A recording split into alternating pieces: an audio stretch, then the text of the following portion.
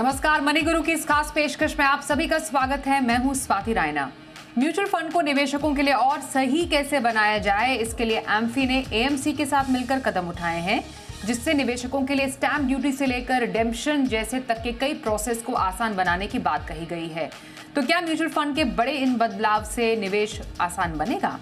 इसी पर करने वाले हैं खास चर्चा। कैसे म्यूचुअल फंड निवेश झंझट फ्री बन सकता है, इस पर और बातचीत करने के लिए हमारे साथ वाइज इन्वेस्ट के सीईओ हेमंत रुस्तगी हैं और mutual fund expert Vishwajeet Parashar से भी हम करने वाले हैं खास बातचीत। विश्वजीत जी और हेमंत जी, आप दोनों का बहुत स्वागत करते हैं मनी गुरु के आज खास कार्यक्रम में। म्यूचुअल फंड इन्वेस्टमेंट वैसे ही इन्वेस्टर्स के लिए काफ़ी आसान है, प्रक्रिया बहुत आसान है, पर ये छोटे छोटे कुछ ऑपरेशनल इश्यूज जिनको हम कह सकते हैं वो शायद सेबी और एम्फी ने नोटिस की हो, इसलिए उन्होंने एएमसी से दरख्वास्त की कि आप ज़रा सुझाव दें कि आखिरकार ऐसे जो छोटे छोटे ऑपरेशनल इश्यूज़ हैं और कौन से ऐसे इश्यूज़ हैं जिनको हटा कर दिया जाए तो ये निवेश और भी ज़्यादा आसान और सीमलेस हो जाएगा। इसी कड़ी में मैं हेमंत जी, अगर आपसे सबसे पहले समझना चाहूँ, यूजुअली म्यूचुअल फंड इन्वेस्टमेंट तो काफ़ी ज़्यादा सिंपल ही होता है, पर अगर हम स्टेप बाय स्टेप बात करें, और सुझाव मैं बता भी देती हूँ कौन कौन से हैं। एक स्टैम्प ड्यूटी को लेकर है, एक जो छोटे छोटे होल्डिंग्स हैं वाले फोलियो हैं उनकी जो भरमार हो जाती है वो कई बार दिक्कत पैदा कर देती है। जो अनक्लेम्ड जो आईडीसीडब्ल्यू भुगतान होता है, जो आपको पेमेंट होती है, वो कई बार काफ़ी कॉम्प्लिकेटेड हो जाती है, वो एक परेशानी है। और हर बार जो आपको हर एक इन्फॉर्मेशन के लिए मेल या फिर नोटिफिकेशन भेजना पड़ता है निवेशकों को, वो इन्फॉर्मेशन ओवरलोड की भी दिक्कत है। Sir, Hemant sir, stamp duty यूँ तो किसी भी एक यूनिट खरीदने पर आपको बहुत ही मतलब 0.005% स्टैम्प ड्यूटी लगती है, यहाँ पर रिडेम्पशन पर स्टैम्प ड्यूटी दी जाती है। सर बताइए, क्या अभी कुछ पेचीदगियां हैं स्टैम्प ड्यूटी में, और क्या सुझाव या सुधार इसमें किया जाए जिससे कि थोड़ी कॉम्प्लिकेशंस आसान बने? हाँ, आई थिंक स्वाति आपने बिल्कुल ठीक कहा। देखिए, पिछले कुछ समय से हमने देखा कि कोशिश हो रही है, चाहे सेबी या एम्फी, कि कुछ ऐसी प्रोसेसेस हैं, कुछ ऐसे इश्यूज हैं, कुछ ऐसे एरियाज हैं जहाँ पे प्रोसेसेस को सिंप्लीफाई करना, जहाँ पे इंफॉर्मेशन अच्छे से मिल सके, या फिर जो थोड़ी बहुत कॉम्प्लिकेशन या इरिटेंट जो हम कहते हैं वो जो इन्वेस्टर्स में उसको पूरा किया जा सके। हमने रिसेंटली देखा कि सेबी ने एक प्लेटफॉर्म शुरू किया, मित्रा, जहाँ पे आप अपनी जो पुरानी इन्वेस्टमेंट्स हैं, जो अनक्लेम्ड है, वो इन्वेस्टमेंट्स को आप देख सकते हो। और फिर हमने रिसेंटली अभी देखा पिछले 2-3 महीने में, इनफैक्ट ये भी एक इशू था कि जो एसआईपी अकाउंट्स थे वो वन टाइम क्लीन अप करके, ताकि आइडिया वही था कि जो इन्फॉर्मेशन मिले वो एकदम ट्रांसपेरेंट हो और अच्छे से मिले। ये जो आपने 4 इश्यूज कहा वो बिल्कुल रेलेवेंट है मुझे लगता है, और कुछ आपके निवेश से रिलेटेड है, कुछ आपके जो इन्वेस्टमेंट के बाद जो आपको पैसा मिलता है या उससे रिलेटेड जो इन्फॉर्मेशन आपको मिलती है उससे रिलेटेड है। तो मुझे लगता है पहली बात तो मैं कहूंगा कि ये एम्फी का अच्छा स्टेप है कि वो इंडस्ट्री से फीडबैक ले रहे हैं कि कौन कौन से ऐसे इश्यूज हैं। जैसा आपने कहा, ये 4 इश्यूज जो सामने आए हैं। अब जब हम स्टैम्प ड्यूटी की बात करते हैं स्वाति, तो देखिए, जुलाई 2020 में ये स्टैम्प ड्यूटी शुरू हुई। ये ऑब्वियसली एक स्टैट्यूटरी लेवी है जो 0.005% आपको देनी है। अब इसमें सिर्फ इशू ये है कि देखिए, अगर आप मान लीजिए 10,000 रुपए इन्वेस्ट करते हैं तो आपका वो जो 50 पैसा जो आपको जो लगता है टैक्स, उसके ऊपर जो लगता है वो आपकी इन्वेस्टमेंट में से कम हो जाता है। यानी आपको चार्ज करने के 2-3 तरीके हो सकते हैं। तो आई थिंक इंडस्ट्री ने जो जो तरीका चुना गया था उस समय पे वो ये था कि आपकी जो इन्वेस्टमेंट होगी वो 9,999.50 होगी, और उसके बाद आपको एनएवी अप्लाई करके आपको नंबर ऑफ यूनिट्स मिलेंगे। तो आई थिंक 2-3 चीजें होती हैं इसमें। एक तो जो नए निवेशक हैं उनको सडनली लगता है कि हमने 10,000 रुपए दिए थे, वो 50 पैसा क्या हुआ, और ये हर बार आप देते हैं। और इनफैक्ट आप इन्वेस्टमेंट पे ही नहीं देते, अगर आप उस पैसे को बाद में कहीं दूसरे फंड में स्विच करते हो तो जिस फंड में आप स्विच कर रहे हो उसमें भी आपको ये स्टैम्प ड्यूटी लगती है। तो आई थिंक एक तो ये इशू। दूसरा, ये जो यूनिट्स जो ऐसे होती हैं, ऑब्वियसली फ्रैक्शन में यूनिट्स आती हैं, तो ऑब्जेक्टिव ये है कि क्या इसको बेटर किया जा सकता है। तो ऑब्वियसली एक सजेशन जो आ रही है वो ये है कि क्या इसको टीआर का जो टोटल एक्सपेंस रेशो है उसका हिस्सा बना सकते हैं, ताकि इन्वेस्टर्स को जो पैसा उन्होंने इन्वेस्ट किया उसके पूरी यूनिट्स मिले और वो कहीं कंफ्यूजन ना हो। मेरे हिसाब से देखिए, इसकी जो इन्फॉर्मेशन है स्वाति, वो आपको अकाउंट स्टेटमेंट में मिल जाती है। अकाउंट स्टेटमेंट में बहुत क्लियरली लिखा होता है कि आपने 10,000 रुपए इन्वेस्ट किए, लेकिन जो यूनिट्स आपको अलॉट में वो 9,999.50 पे हुए। तो आई थिंक इन्फॉर्मेशन में कोई प्रॉब्लम नहीं है। आई थिंक होल आइडिया यही है कि अगर इसको थोड़ा सिंप्लीफाई करके आप किया जाए, फ्रैक्शन यूनिट से तो आप बचेंगे नहीं, क्योंकि अगर आप पूरा 10,000 भी इन्वेस्ट करते हो और आपको एनएवी से उसको जब आप डिवाइड करते हो तो यूनिट्स आपकी फ्रैक्शन ही होंगी। लेकिन आइडिया ये है कि क्या इसमें कुछ सुधार किया जा सकता है। थोड़ा सा कॉम्प्लिकेटेड है, आई थिंक इंडस्ट्री को मिलके थोड़ा इसका सोल्यूशन देखना पड़ेगा कि ज्यादा है कि, बट ये प्रॉब्लम है, मुझे लगता नहीं कि बहुत बड़ी प्रॉब्लम है, बट हाँ अगर इसको सिंप्लीफाई किया जाए तो इन्वेस्टर्स के लिए थोड़ा बेटर। बिल्कुल। तो स्टैम्प ड्यूटी को लेकर जो एएमसीज या फंड हाउस है उनका ये सुझाव है कि आप स्टैम्प ड्यूटी अगर अगर लग ही रही है इन्वेस्टर्स पर, क्योंकि काफ़ी ज़्यादा ये झंझट वाला कैलकुलेशन हो जाता है, तो क्यों ना इस चार्ज को जो टोटल एक्सपेंस रेशो है उसमें ही शामिल कर दिया जाए। तो ये एक सुझाव हो सकता है जो कि हो सकता है कि काफ़ी हद तक एक इन्वेस्टर की झंझट और परेशानी को कम कर दे। विश्वजीत जी, एक और जो सुझाव है जो एएमसीज हैं वो ये देती हैं कि जो बहुत सारे छोटे छोटे छोटे जो अकाउंट्स हैं, टाइनी होल्डिंग्स वाले अकाउंट है, कई सालों से जो इकट्ठा हो गए हैं, क्यों ना उनका भी कुछ इलाज किया जाए। कैसी दिक्कतें आती हैं जब इस तरीके के छोटे छोटे अकाउंट्स बहुत सारे बन जाते हैं, और कैसे ठीक किया जा सकता है इस प्रोसेस को? देखिए बिल्कुल स्वाति जी, देखिए अगर कोई निवेशक रिडम्पशन के लिए जाता है, अपने पैसे को निकालना चाहता है और कहीं अगर उसने ऑल यूनिट्स रिडीम नहीं किया और मान लीजिए उसके पास 100 यूनिट्स है या 100.25 यूनिट्स है, तो हो सकता है उसने 100 यूनिट्स रिडीम कर दिए, अब लेकिन जो 0.25 रह गया उसका कोई वो अनक्लेम्ड रह जाता है। कई बार एसटीपी करते हैं जो 500-700 हजार रुपए रह जाते हैं, तो वो अनक्लेम्ड रह जाते हैं और कहीं ना कहीं वो बहुत सारे फोलियोज बनते जा रहे हैं। तो म्यूचुअल फंड एएमसीज का ये सुझाव है कि क्यों ना इसको क्लियर किया जाए। और एक सुझाव उसमें ये है कि अगर 500 रुपए से कम का फंड रह जाता है, तो जब वो सेलिंग हो रही है या रिडम्पशन हो रहा है, उसके साथ ही उसको जोड़ दिया जाए, ताकि वो पैसा छोटा सा जो अमाउंट है वो रह ना जाए। क्योंकि उस अमाउंट को मैनेज करने के लिए आपको पूरा पोलियो को मैनेज करने के लिए, पूरी सर्विसिंग करने के लिए एक कॉस्ट लगती है एएमसी की, जो बिना बात किया, और वो पैसा बहुत छोटा सा है। निवेशक को भी लाभ होगा कि उसका जो छोटी सी रकम भी है वो भी उसके अकाउंट में ट्रांसफर हो जाएगी। तो मेरे ख्याल में जब हम एसटीपी करते हैं या ऐसे और कोई बहुत सारी चीजें स्विच करते हैं, तो ये छोटा छोटा पैसा रह जाता है। तो मेरे ख्याल में ये एएमसी का बहुत अच्छा सुझाव है कि वो एकदम से ट्रांसफर हो जाए। और बहुत सारे फोलियोज जो बचे हुए हैं, वो भी एक सुझाव है कि उसको क्लियर करने के लिए, एक सफाई करने के लिए एक सफाई अभियान समझ सकते हैं। ये सारा पैसा जो है इन्वेस्टर एजुकेशन प्रोग्राम में चला जाए, जिससे जिसका जो पैसा अभी अनक्लेम्ड पड़ा हुआ है, जिसका कोई लाभ नहीं है, तो वो इन्वेस्टर एजुकेशन फंड में चला जाए, जहाँ पे बहुत सारे नए निवेशकों को उस एजुकेशन से जोड़ा जाए। तो मेरे ख्याल में अगर आप देखें तो ये कोई झंझट, कोई परेशान नहीं है, कोई कंप्लेंट नहीं है। ये एमफी की, सेबी की तरफ से शुरुआत है, एक अच्छा स्टेप है, क्योंकि वो कोई ना कोई सोच रहा है निवेशक के बारे में कि कैसे इस सारे प्रोसेस को सीमलेस किया जाए, सुविधाजनक किया जाए और किसी का 1 रुपए का भी नुकसान ना हो। एक पिक्चर आई थी हिसाब बराबर, जिसमें 10 रुपए का भी एक बहुत बड़ा स्कैम था।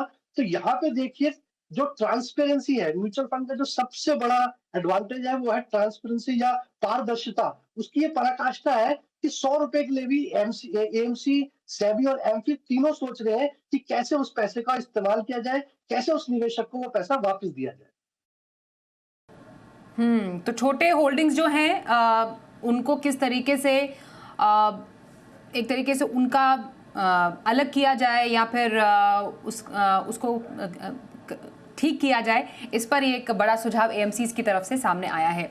हेमंत जी, आपके पास आएंगे। जो अनक्लेम्ड जो डिविडेंड पे आउट वाले जो म्यूचुअल फंड्स होते हैं, उसको लेकर भी म्यूचुअल फंड संगठन ने एएमसी से सुझाव मांगा है।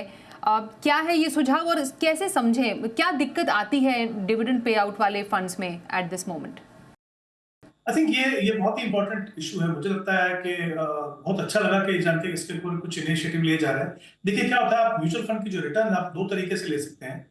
एक तो आप ग्रोथ कर सकते हैं, मतलब आपको अगर आप चाहते हैं कि पावर कंपाउंडिंग का फायदा हो, आप चाहते हैं कि जो आपका डिफाइंड टाइम होराइजन है उसके बाद ही आप पैसा निकालें, तो आप फिर ग्रोथ ऑप्शन के लिए जाते हैं।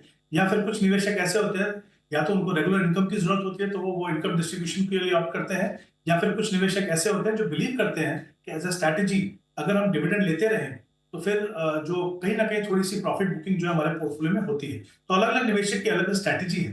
इसमें जो इश्यूज है, देखिए क्या होता है, नॉर्मली जो डिविडेंड जो पे होता है वो आपके बैंक अकाउंट में डायरेक्टली होता है। वो बहुत सिंपल है, जहाँ पे बैंक डिटेल्स प्रॉपर है, सीधा जब भी फंड हाउस डिविडेंड डिक्लेयर करेगा वो सीधे आपके अकाउंट में आएगा और आप उसका जो भी इस्तेमाल करना चाहे वो आप कर सकते हैं। लेकिन कुछ इंस्टेंसेस ऐसे होते हैं जहाँ पे मान लीजिए आपने आईएफएससी कोड नहीं दिया है या फिर कोर बैंकिंग डिटेल वो अगर अपडेट नहीं किए हैं आपने, तो फिर या तो डिविडेंड जो पे होता है वो आप तक पहुंचता नहीं है, वो अनक्लेम रह जाता है, राइट। या दूसरा, ऐसे समय के भी काफी निवेशक हैं जब पूरी डिटेल्स की जरूरत नहीं हुआ करती, जैसे पैन नंबर और बाकी सब इंफॉर्मेशन जो है फंड हाउस से लेते नहीं थे। उस समय के जो है म्यूचुअल फंड ने काफी समय तक कोशिश की है कि वो डिस्ट्रीब्यूटर्स को डिटेल देते हैं कि आपके ये निवेशकों की ये डिविडेंड जो है वो अनक्लेम्ड है, आप कोशिश कीजिए उनको कांटेक्ट करने के लिए। बट अगर डिस्ट्रीब्यूटर्स के पास डिटेल नहीं है तो उनको कांटेक्ट करना मुश्किल होता है।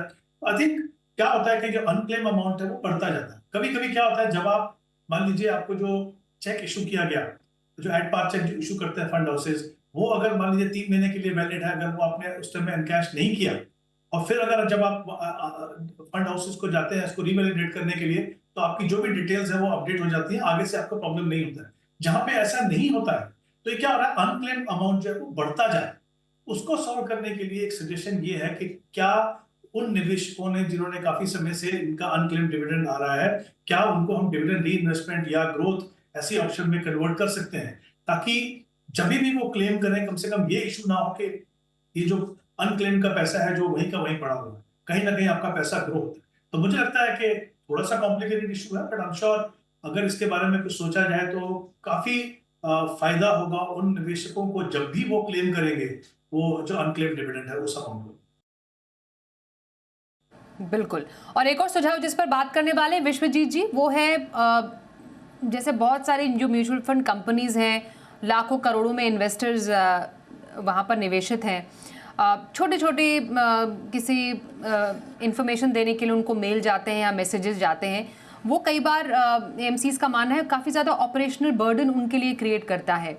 क्या दिक्कत हो सकती है इससे, क्या दिक्कत होती है और इससे निपटने के क्या तरीके हो सकते हैं? बिल्कुल, देखिए स्वाति जी, बिल्कुल आपने ठीक कहा। एक्चुअली क्या होता है कि जो टोटल एक्सपेंस रेशियो है, अगर उसमें छोटा-सा भी बदलाव होता है, मिनिस्क्यूल सा भी बदलाव होता है, 0.001% का भी बदलाव होता है, क्योंकि एयूएम के बेसिस पे कभी-कभी टोटल एक्सपेंस रेशियो चेंज होते रहते हैं। आज की तारीख में रेगुलेशन ये है कि अगर छोटा-सा भी बदलाव है, तो एएमसी को अपने निवेशकों को, जैसा आपने बिल्कुल ठीक कहा, लाखों करोड़ों निवेशकों को ईमेल के द्वारा इंटीमेट करना पड़ता है कि ये छोटा-सा बदलाव हुआ है। जिससे निवेशक को कोई फर्क नहीं पड़ता, या कई बार तो वो उन्हें समझ में भी नहीं आता ये मेल क्या आई है। तो ये कहीं न कहीं इरिटेट करता है निवेशकों को भी कि क्या मेल आई है जो उसका समझ ही नहीं आ रहा, और उसके ऊपर उनके इन्वेस्टमेंट्स पे भी कोई प्रभाव नहीं पड़ता।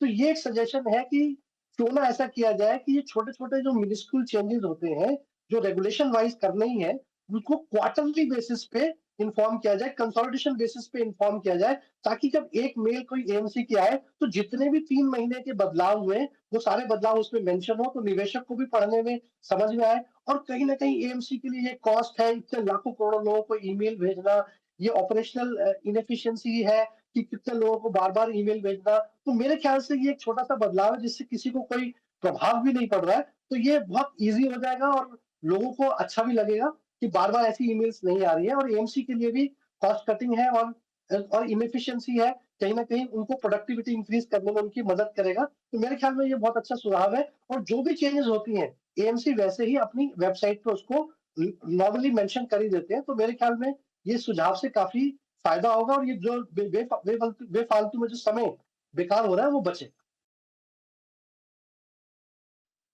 बिल्कुल। तो ये कुछ बहुत बारीक-बारीक ऑपरेशनल इश्यूज़ हैं जो एएमसीज़ जो हैं फेस करती हैं, और इवेंचुअली जो इन्वेस्टर्स यानी आप हैं वो फेस करते हैं। इस पर काम किया जा रहा है एमफी और एएमसी की तरफ से। उम्मीद यही है कि जल्द ही पूरी तरीके से इसको सॉल्व भी कर लिया जाएगा, या जो भी ऑपरेशनल दिक्कत इसमें आ रही है उसको दूर करने की पूरी कोशिश जारी है।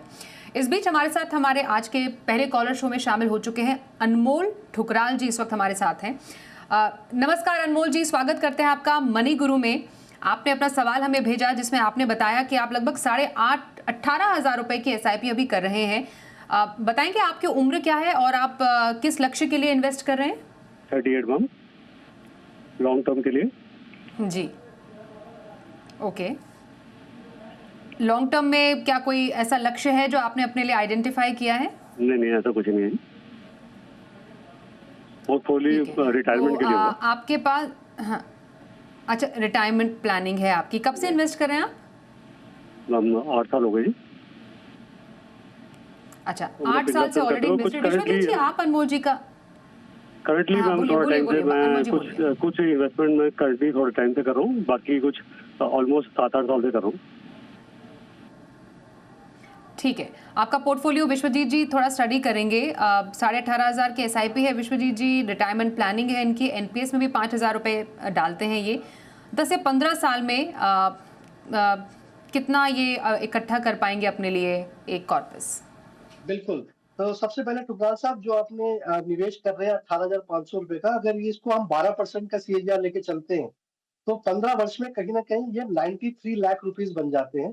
और अगर आप इसमें 10% का स्टेप अप करते हैं, तो ये 1,60,00,000 रुपए बन जाते हैं। तो मेरे ख्याल से आपको देखना होगा कि क्या ये आपकी रिटायरमेंट के लिए पर्याप्त है? नहीं तो आप कोशिश करें, अपने ये स्टेप अप करें, या जितनी SIP बढ़ा सकते हैं, वो बढ़ाएँ। क्योंकि अगर हम इन्फ्लेशन को देखेंगे, तो शायद कहीं न कहीं ये अमाउंट कम पड़ सकता है मेरे विचार में। तो आपको देखना होगा। दूसरा, अगर आपका पोर्टफोलियो देखें, तो कुछ फंड्स बहुत अच्छे हैं जो कि टॉप परफॉर्मर है। पराग पारिक फ्लेक्सी कैप है, मोतीलाल ओसवाल का लार्जर मिड कैप फंड है। लेकिन उसी पोर्टफोलियो में कहीं न कहीं 2 मल्टी कैप फंड्स हैं, जहां मैंने देखा कि कहीं न कहीं ओवरलैप है। फंड्स दोनों अच्छे हैं। तो एक तरीका तो ये है कि मल्टी कैप फंड की बजाय वो हटाकर हम एक डाइवर्सिफाइड फंड पोर्टफोलियो बनाएं, जिसमें कि लार्ज कैप, मिड कैप और स्मॉल कैप हो, तो मल्टी कैप की आवश्यकता ही नहीं पड़ेगी। तो मेरे सुझाव से मिराई एसेट मल्टी कैप की जगह आप मिराई एसेट का ही लार्ज कैप फंड ले लें, उसको स्विच कर दें इस SIP को, ताकि आपके पास एक प्योर लार्ज कैप फंड हो जाएगा। और वही Nippon India multi cap fund की जगह निपॉन इंडिया का स्मॉल कैप फंड ले लें। इसी पोर्टफोलियो में आपके पास HDFC का एक डिफेंस फंड है, जो कि एक थीमेटिक फंड है, और इसमें टाइमिंग का भी असर रहता है। तो हो सकता है कहीं बहुत अच्छे रिटर्न्स ना बने, या फिर बहुत लंबा समय आपको वेट करना पड़े। तो इसकी जगह आप HDFC का ही मिड कैप अपॉर्चुनिटीज फंड ले लें। तो ये 3 बदलाव करने से आप देखेंगे कि आपके पोर्टफोलियो में एक लार्ज कैप फंड भी होगा, एक मिड कैप भी होगा, और एक स्मॉल कैप भी होगा। वहीं आपने एक DSP टैक्स सेवर फंड भी ले रखा है, फंड अच्छा है। बट अगर आपको लगता है कि न्यू टैक्स रिजीम में आप जा रहे हैं और आपको ELSS की आवश्यकता नहीं है, तो ये 5,000 रुपए भी आप इन्हीं 3 कैटेगरी फंड्स में डाइवर्सिफाई कर सकते हैं, डिवाइड कर सकते हैं। तो आपको एक कुछ फंड्स कम भी हो जाएंगे, और पूरा अच्छा डाइवर्सिफिकेशन भी मिल जाएगा अक्रॉस AMCs भी और मार्केट कैप्स भी। तो ये छोटे-छोटे बदलाव अगर आप करें, तो मेरे ख्याल में परफॉर्मेंस पे भी काफी अच्छा प्रभाव पड़ेगा। बहुत-बहुत शुभकामनाएं। तो अनमोल जी, आपने सुन लिया, विश्वजीत जी ने कुछ बदलाव आपको बताए हैं, वो जरूर पोर्टफोलियो में शामिल कीजिएगा। All the very best. एक ब्रेक के लिए रुकते हैं, ब्रेक के बाद भी सवाल जवाब का सिलसिला जारी रखेंगे, बने रहिए हमारे साथ।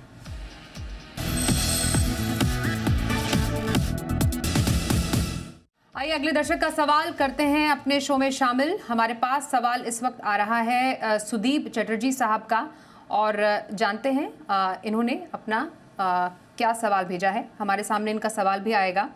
हमारे दर्शक हैं,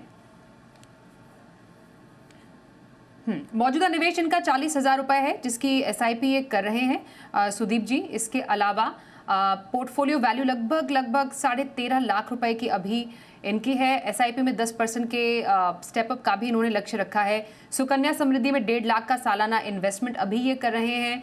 इसके अलावा कुछ और इन्वेस्टमेंट्स भी हैं इनकी, जिस पर राय लेना चाह रहे हैं। जैसे PPF में 3,000 रुपये का मंथली इन्वेस्टमेंट भी इनका चल रहा है, और साथ ही कुछ फंड्स भी हैं जिस पर ये व्यू लेना चाह रहे हैं। हेमंत जी, आप प्लीज़ सुदीप जी का पोर्टफोलियो देखिए, कैसा लग रहा है आपको इनका पोर्टफोलियो? और ये अच्छी बात है कि अपने इन्वेस्टमेंट पे ये स्टेप अप करना चाह रहे हैं, और जो लक्ष्य है बेटी की पढ़ाई है, बेटी की शादी के लिए भी इन्हें आगे पैसे इकट्ठा करने हैं। इस बात की आपने बिल्कुल ठीक कहा। अगर इनके पोर्टफोलियो डिटेल्स को देखें, तो इन्होंने अपने गोल्स को बहुत अच्छे से डिफाइन किया है, टाइम होराइजन क्लियरली डिफाइन किया है, और इनका जो पोर्टफोलियो है उसमें काफी मिक्स है। ट्रेडिशनल ऑप्शंस भी हैं, इसमें मार्केट लिंक प्रोडक्ट भी हैं, जैसे म्यूचुअल फंड में SIP कर रहे हैं, एम्प्लॉइज प्रोविडेंट फंड है, वॉलंटरी प्रोविडेंट फंड है, NPS है, सुकन्या समृद्धि। तो काफी एक मिक्स उन्होंने पोर्टफोलियो बनाया है। अगर हम इनके गोल्स के ऊपर जाएं, तो पहला जो गोल है उनकी डॉटर की एजुकेशन के लिए है, तो उसमें उन्होंने कहा है कि उनको 50 लाख की जरूरत है 14 साल के बाद। और दूसरा जो गोल है उनकी डॉटर की मैरिज के लिए 1.5 करोड़ चाहिए 17 साल के बाद, और उनके अपने रिटायरमेंट के लिए 25 साल के बाद उनको करीब 7 करोड़ चाहिए। अब ये इन्वेस्टमेंट तो सारी है, जिन्होंने एक अच्छा पोर्टफोलियो बनाया है। आई थिंक हमको कोशिश ये करनी है कि हम इनके जो इन्वेस्टमेंट है उनको इन गोल से अलाइन करते हैं। तो अगर मान लीजिए सुकन्या समृद्धि की जो इनकी इन्वेस्टमेंट है प्लस 2,000 रुपीज की SIP, और क्योंकि इन्होंने कहा कि SIP में ये 10% का स्टेप अप भी करेंगे, तो अगर ये दो चीजें अगर हम अलाइन करते हैं इनकी डॉटर की एजुकेशन से, तो ये गोल पूरा होगा। सुकन्या समृद्धि की इन्वेस्टमेंट जो एक्यूमुलेट होगा प्लस आउट ऑफ 40,000 2,000 की SIP हम यहाँ पे अलाइन करते हैं। उसके बाद जो दूसरा गोल है, उन्होंने कहा कि अपनी डॉटर की मैरिज के लिए उनको 1.5 करोड़ चाहिए, तो वहां पे करीब 12,000 की SIP विद 10% स्टेप अप, वो अगर हम एलोकेट करें तो वो उनका गोल पूरा होगा।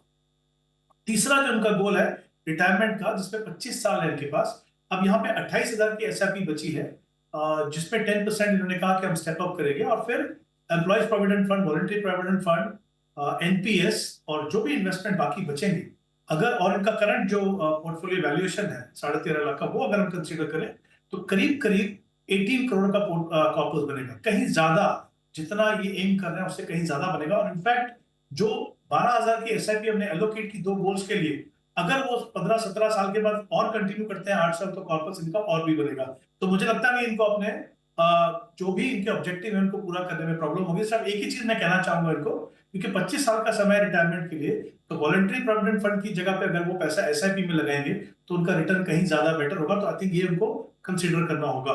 दूसरा, थोड़े से चेंजेस है इनके पोर्टफोलियो में, अगर आप देखें तो दो स्मॉल कैप फंड है इनके खुद जो पोर्टफोलियो है इनका SIP का, उसमें क्वांट है और निपॉन है, तो निपॉन को रखिए। निपॉन में अमाउंट बढ़ा के 3,000 से 7,000 कर दीजिए आप।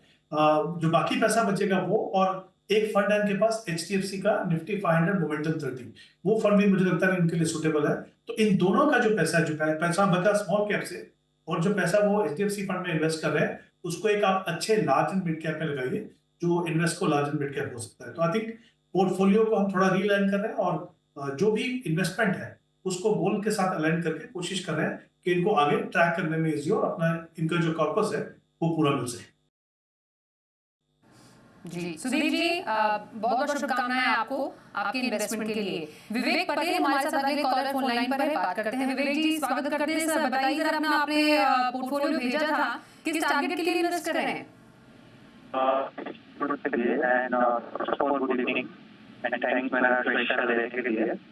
एक्चुअली मुझे ऐसा लग रहा था कि मैंने बहुत लेट हो चुका था 39 ईयर, तो मैंने SIP 46,000 से स्टार्ट किया है, और उसमें मैंने एक डेट फंड भी रखा है इमरजेंसी के लिए, और दूसरे कुछ बहुत सारे डाइवर्सिफाइड है।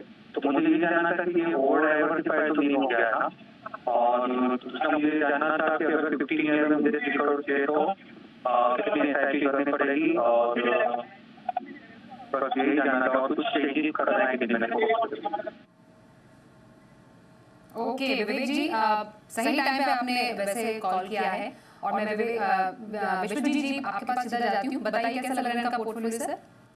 जी बिल्कुल, पटेल साहब, आपका पोर्टफोलियो आपने करीब करीब 12 फंड्स ले रखे हैं, तो मेरे ख्याल से आप बिल्कुल ठीक समझ रहे हैं। थोड़ा सा कहीं ना कहीं ओवरलैप है और ओवर डाइवर्सिफाइड है, तो कुछ कंसोलिडेशन किया जा सकता है पोर्टफोलियो में, कुछ बदलाव भी किए जा सकते हैं। लेकिन अगर आप जो आपने गोल रखा हुआ है 3 करोड़ का, तो अगर 46,000 की SIP हम चले, 12% का CAGR लेके चले 15 वर्ष में, तो ये कहीं ना कहीं 2 करोड़ 32 लाख बनते हैं। तो थोड़ा सा गैप नजर आता है। और जैसा आपने मेंशन किया हुआ है कि आप इसको 60,000 तक ले जाना चाहते हैं SIP को, तो अगर आप 60,000 तक SIP स्टार्ट करते हैं तो आप बिल्कुल 3 करोड़ के लक्ष्य तक पहुंच जाएंगे, 12% का CAGR अगर हम लेकर चलते हैं। तो आपकी जो गणित है वो तो बिल्कुल ठीक है, आप SIP खुद भी बढ़ाना चाहते हैं, और जो गोल है वो अचीवेबल है, तो वो तो बहुत अच्छी बात है। दूसरा, अगर पोर्टफोलियो देखें तो मेरे हिसाब से ओवरलैप है HDFC निफ्टी 50 इंडेक्स में और HDFC S&P BSE 500 फंड में, जो कि एक फ्लेक्सी कैप फंड जैसा है, तो काफी ओवरलैप है। तो मेरे हिसाब से आप HDFC S&P 500 BSE index fund को स्टॉप कर दें, और इसको कहीं ना कहीं आपके पास पारंपरिक फ्लेक्सी कैप फंड है, उसमें ये 2,500 रुपए ऐड कर सकते हैं, तो एक फंड आपका कहीं ना कहीं कम हो जाएगा। दूसरा, वहीं आपके पास 2 मिड कैप है, और जिसमें कि मेरे एसेट मिड कैप है और क्वांट मिड कैप है।